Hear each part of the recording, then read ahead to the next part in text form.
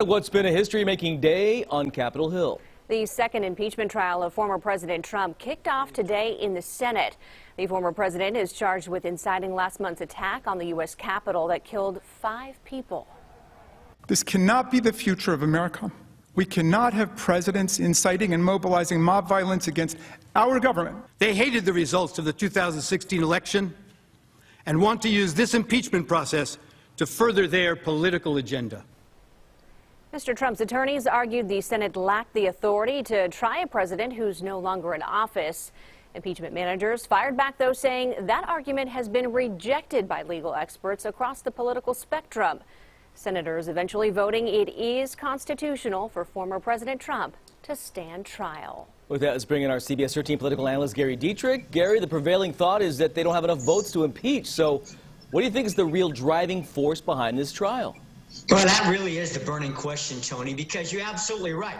There really is nobody on either side of the aisle who thinks they're going to get 67 senators to vote to convict the former president. So what is it about? It's about a couple of things. One is the hot Democrats, especially in the House, they feel like Trump needs to be held to account for a lot of things. And this, they want to mollify their own base. There's a lot of people that, voted against Trump. And many people in the Democrats' party feel like this is one of the big reasons why. And the third reason, Tony, is really about the future.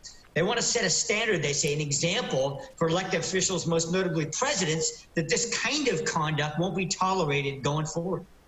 Well, let's talk about going forward and what happens next. Obviously, a lot to unpack with that. So, Gary, help us break it down. Where does this go from here?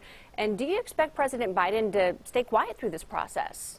Well, it's interesting, Adrian. He already said today that he's not going to get involved in any way. In fact, he said he was just barely even watching today's proceedings. He basically put it in the laps of Congress, especially the Senate. It's their job, he said. Let that play out. As far as where we go from here, it's actually quite simple. There'll be 16 hours for each side to present their case, roughly 2 days each. And then this weekend is supposed to be the next big event and could shut things down completely, Adrian, because it's when they're going to decide whether any documents or, importantly, witnesses will be called. There's been all kinds of names thrown around, including former Vice President Mike Pence. But I think right now the odds-on feeling inside the Beltway is both sides realize they don't have the votes. Both sides want to wrap this up. So potentially as early as Saturday or Sunday, the vote could be taken to convict, and this thing could all be over by then.